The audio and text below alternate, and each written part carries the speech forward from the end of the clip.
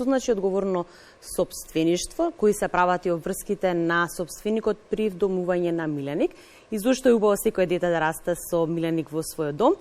Теми на кои што денеска разговараме со Воислав Димитровски, доктор по ветеринарна медицина. Обично знаеме да те наречеме ветеринар, меѓутоа тоа не е погрешно. Не е погрешно. Да, и гостинката која што ни ја донесе во нашето студио, прекрасната Леа. Да. Она е мој животен сопатник. Дали се доволно едуцирани граѓаните што значи одговорно сопствеништво? Многу сериозно треба да работиме на таа тема. Одговорното сопствеништво кај нас некако се уште не е прифатено како што треба да биде прифатено. Ние сите сакаме, или поголем дел од граѓаните кои што сакаат да имаат куќе, свесни се дека треба да се даде храна, вода и некако и да се прошета од време на време, и тука застануваме ние со нашите одговорности во однос на одговорното сопствеништво. Може да кажам дека навистина во поново време навистина веќе луѓето почнуваат и да одат многу понапред во однос на правилно чување на миленикот. Всушност секој миленик е живо суштество, жив организам кој што е зависен од нас луѓето, и ние треба да се грижиме веќе кога сме одлучиле да земеме миленик, без разлика дали е куќе, мачка или некој друг домашен миленик, треба навистина правилно се грижиме за неговото здравје и за неговата благосостојба. Не само здравје, веќе одговорното сопствеништво влегува и во насоката на благосостојба на животното. Треба да знаеме дека прво од здравствена гледна точка треба куќето секогаш да биде здраво, треба да биде прегледано во текот на годината, барем еднаш да се отиде на ветеринар. Доколку куќето е повеќе од 6 години, 5, 6, 7 години, веќе задолжително треба 2 пати во годината да се отиде на општи прегледи, за да знаеме, нели, сепак нашиот член на семејството дали е здрав или да ја следиме определена состојба, доколку има определена состојба како се движи во неговата здравствен, да речеме, опсек. Во однос на благосостојбата ние треба да знаеме дека кучињата, доколку се чуваат дома или животните, треба да имаат определена површина со која што треба да располагаат, треба да бидат во неколку пати во текот на денот носени на прошетки. Доколку куќето, секој куќе си има свој карактер, свој начин на однесување. Некој куќе можеби ќе може подолго време во текот на денот да седи дома само, додека ние сме на работа, додека децата се во училиште и така натаму, но има кучиња кои што не може да го истрпа тој, ние не можеме односно не треба да ја нарушуваме нивната благосостојба ако тие навистина имаат карактер кој што требаат почесто или подолг временски период да има определена физичка активност со цел да дојде во некој негов, да речеме, душевен мир во домот каде што се одгледува животното. Исто така мора да знаеме храна, вода задолжително треба да има дома. Во овие чести временски периоди треба како ние кога сме дома го адаптираме, да речеме, околината или температурата на нашите потреби, така треба да знаеме дека куќето или мачката која е ностоп дома, треба и за неа да ги створиме истите услови. Тоа е во однос на однесувањето или околината каде што животното треба да се одгледува. Доколку се одгледува во двор, задолжително мора да има сенка куќето сега во овој временски период, или зимно време мора да има подслон, мора да има кукичка каде што куќето ќе може да ја одржи неговата телесна температура. Треба да има поголема количина на храна зимно време доколку се одгледува надвор, заради тоа што преку задржувањето на температурата троши многу повеќе енергија. За повеќе енергија знаеме дека треба многу повеќе храна да имаат кучињата. Вода задолжително треба да има и сега веќе тука влегуваме во, да речеме, потесен опис на чување на куќе во двор. Според мене куќето треба да има определена површина каде што треба непречено да се движи, да има вежби и така натаму, или да се растрчува, или да има занимација. Има семејства кои што ги чуваат и на ланец. Не е тоа забрането и тоа е сосема нормално, но треба да дадеме доволна површина каде што куќето ќе може, и доколку е со ланец заврзано, да може да се движи, и во секој случај да не биде ланецот потежок од куќето, па да куќето да му представува постојана една тежина кога ќе се движи на едната и на другата страна. Куќе треба да има микрочип, мора да го споменеме. Веќе влегуваме во одговорното сопствеништво во однос на законот. Веќе ако ги гледаме законските обврски, секој куќе. Дали тоа значи дека ако сопственикот го напушти миленикот кој што има микрочип ќе биде казнет? Да, значи секој куќе прво по закон мора да има микрочип. Секој куќе по закон мора да биде вакцинирано против беснило, затоа што ние сме држава која што сме ослободени односно сме беснило ослободена земја, нема беснило во нашата земја официјално. И за да го одржиме тој статус кој што е многу важен и за индустријата, и за нашите животни, и да можеме слободно со животните да патуваме, затоа треба секоја куќа еднаш годишно да се вакцинира против беснило.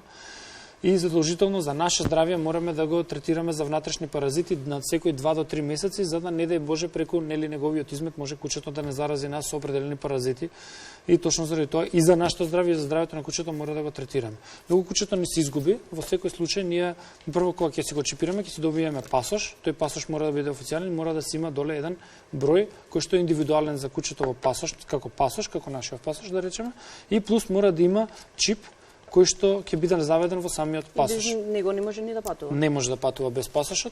Значи, овој пасош не е поврзан со тоа дали кучето е расно или не е расно. Ова е пасош кој што го потврдува идентитетот на кучето и израстена неговата здравствена состојба која што во континуитет треба да биде одржувана. Доколку не дај Боже се изгуби миленикот или не дај Боже па некој неодговорен граѓанин го напушти миленикот, во таков случај тој што ќе го најде треба само да го однесе во првата ветеринарна служба, дали е ветеринарна страница, дали може да е во лајка, било каде што може да се прочита чипот и веднаш имаме ние пристап до централниот систем на Агенцијата за храна и ветеринарство кој што работи многу добро и можеме веднаш да видиме кој е сопственикот, негов телефонски број, негова адреса и да му се јавиме на сопственикот да си го земе.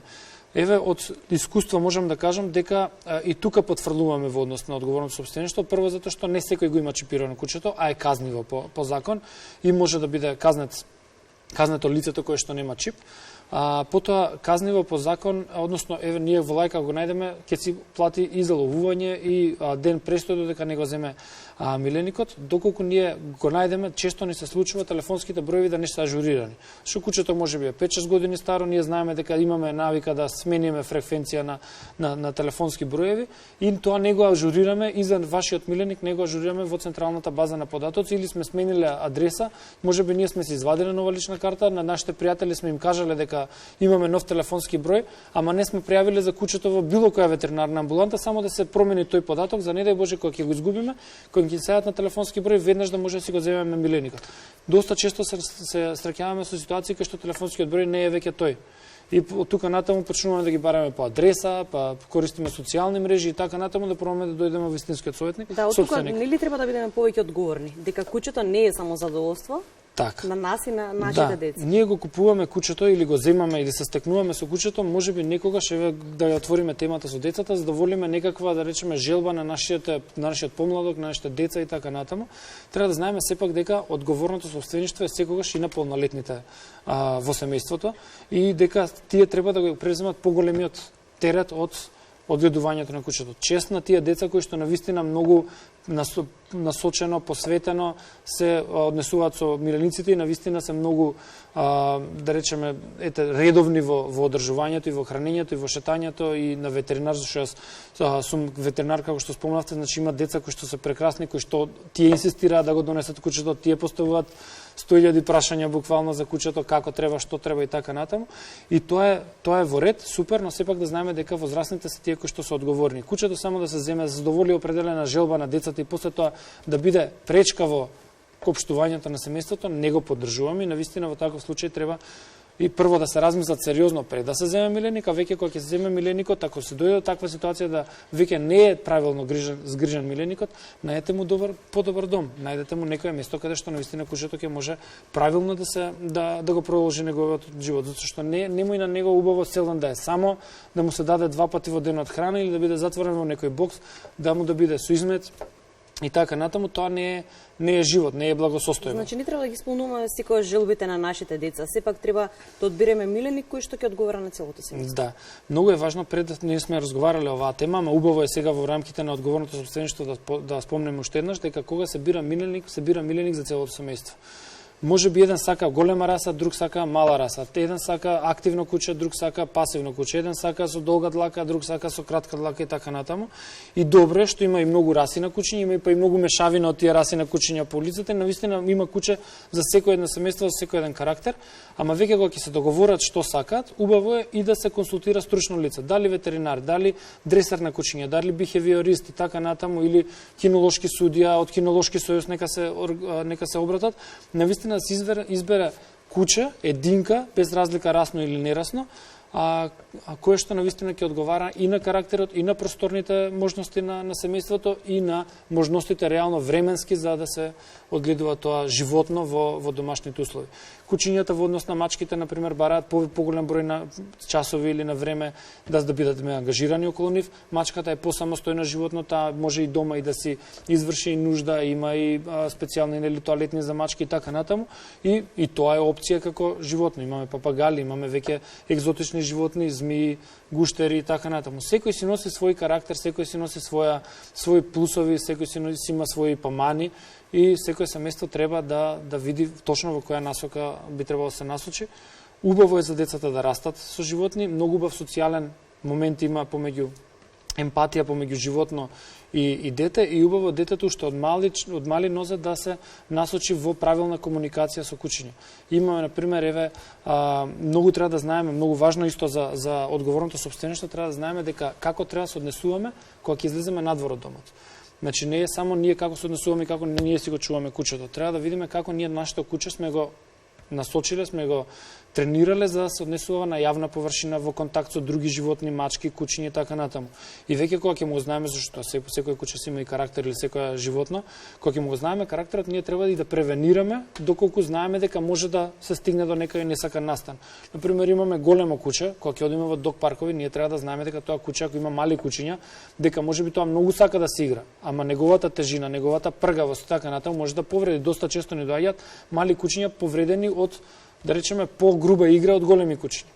Сега тука е моментот сопствениците двајца да се препознаат, да си поразговараат и да си укажат едниот од другиот, навистина да се, да речеме, да се дистанцираат тие две единки за да не настане повреда на малото куче. Или може некој куче прави проблем постојано и да ја ржи по сите, ги вознемирува другите, треба навистина сопственикот да знае дека не му е местото во еден колектив, затоа што знаеме дека кучињата знаат во даден момент да реагираат и оперативно. Ако еден ја тргне белјата, нели другите да следуваат. Многу затоа одговорното сопствеништво е да си го познаваме и миленикот. Дали ако ни е конфликтен, ќе си го чуваме на поводник на зборам во офлиш околини. Иначе да знаеме дека кучињата задолжително надвор се шетаат со поводник. Ако е агресивно или ако може да предизвика проблем, треба да си има нели маска кучето. Во секој случај, кога ќе се приближи некој, треба да го предупредите, без разлика дали кучето е добро или не. Ево ова кутре, например, никогаш не направило проблема. Секогаш кога ќе му нагрнат 10 деца, да, и се прилагоди, ама кога ќе се приближат многу деца, ја секогаш им кажувам, оставете му простор, пола од просторот, оставете му на кучето да може да изреагира. Значи не да го заобикола целото и тоа веќе се наоѓа во една затворена околина и нема излез. Ако нешто не му е пријатно, остави му едно, да речеме агол 45 до 90 степени, за да може кучето да има каде да се повлече, да има како да изреагира. Често знаеме да ги напуштиме, за жал, нашите миленици. Дали тие доживуваат стрес како и луѓето? О, да, значи, видете, ние сме имале, може да имаме во текот на животот повеќе миленици, ама миленикот нема само нас за целиот живот. И ние сме му се, мислам, реално они така нас не гледаат.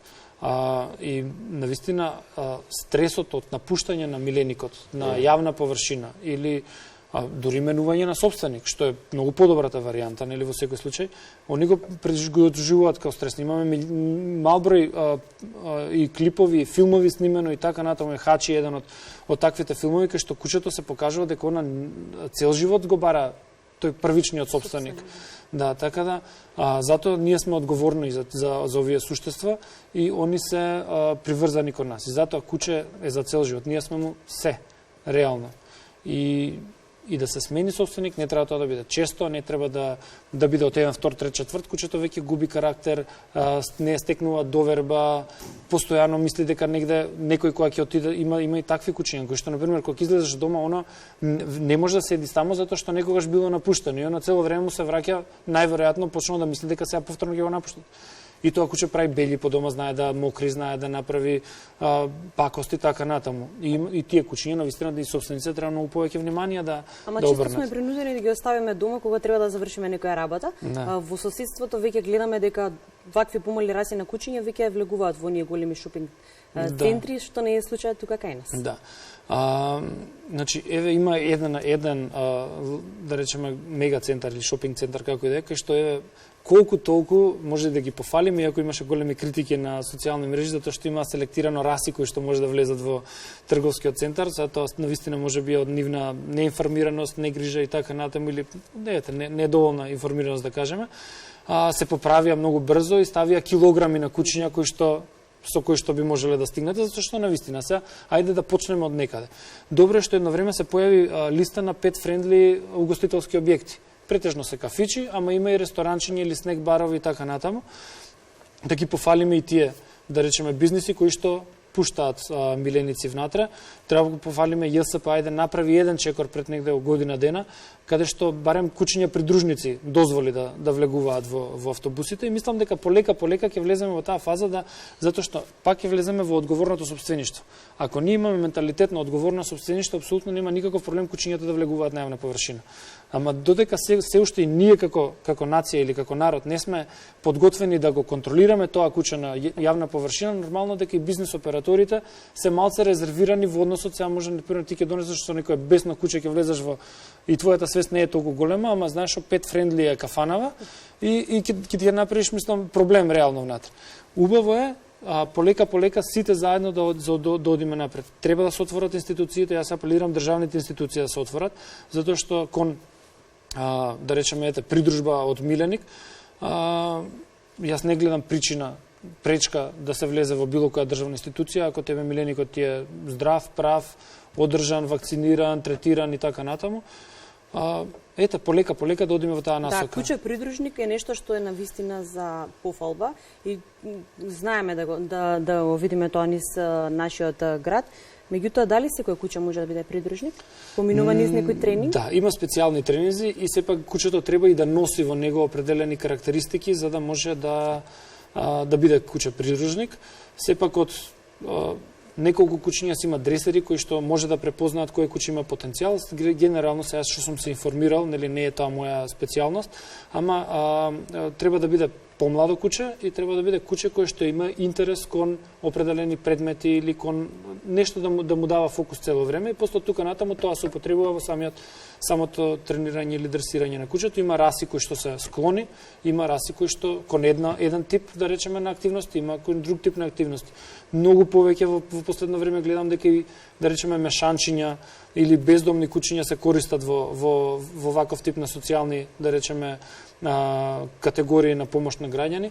Куќа помошник не е само ако, да речеме, реално човекот има некаков хендикеп за да може да го придружува, туку може да биде куќа помошник и во детски, да речеме, установи, болници и така натаму, каде што детето кое што има реална потреба за да оздрави, преку куќето добива дополнителна волја и стимул за неговиот систем да се покрене.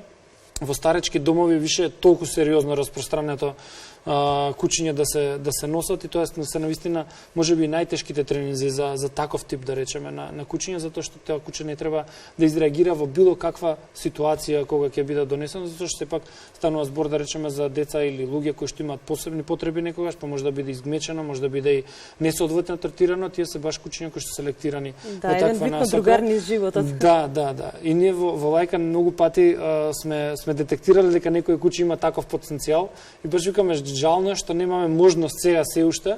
Се надевам дека во некој идно време ќе отвориме таква можност да отвориме таква програма и баш тие селектирани кои што сите ги гледаме дека ова куќа би било идеално за таков тип на тренинг, наистина па и да го реализираме и после тоа да го поклониме на определена институција. Да, само накој се бидејќи сме на крај на емисијата, се подигнали конечно свеста за вдомување на оние животни кои што ги гледаме низ улиците, а кои што сакаат навистина тополто. Да, свеста се подигнува. Не можеме да кажеме дека не е така, но треба сериозно да се работи. Ние сме само една последна алка буквално во ланецот кај што навистина се трудиме максимално да работиме ние зголемување на јавната свест, иако тоа не ни е нас примарна дејност. Разговаравме со повеќе градоначалници на општини, му кажуваме дека и општините мора и по закон треба да бидат ангажирани во зголемување на јавната свест, градот, општините и така натаму треба наистина да се вклучат. И тука во секој случај најповикани се Агенција за храна и ветеринарство и Министерството за внатрешни работи, кои што навистина и имаат капацитет, имаат потенцијал многу сериозно да влезат во оваа тема со цел да заштитиме напуштање на миленици, да го немаат целово стрес буквално, а и да ги заштитиме правата на граѓаните, затоа што еве денеска донесовме една убава порака денеска, дека додека не сватиме дека нашите деца не ги загрозуваат кучињата кои се на улица, туку оние кои што таму ги остава кучињата постојано, проблемот ние нема да го решиме. Навистина треба да се насочиме према нас, треба да бидеме одговорни сопственици за цел живот, со цел да не го ствараме проблемот на јавност и на јавни површини. Благодарам многу на одвоеното време. Секогаш имаме убави теми за разговор и потсетување за нашите гледачи да вдомат и да не купуваат миленик. Вдомете, не купувајте, значи верувајте дека во Лајка се повеќе расте бројот на вдомени кучиња од македонски семејства, што е за поздравување, и дојдете во Лајка, препознајте си го вашиот следен миленик. Така е, го огромна е нивната љубов. Благодарам уште. Благодарам и на вас.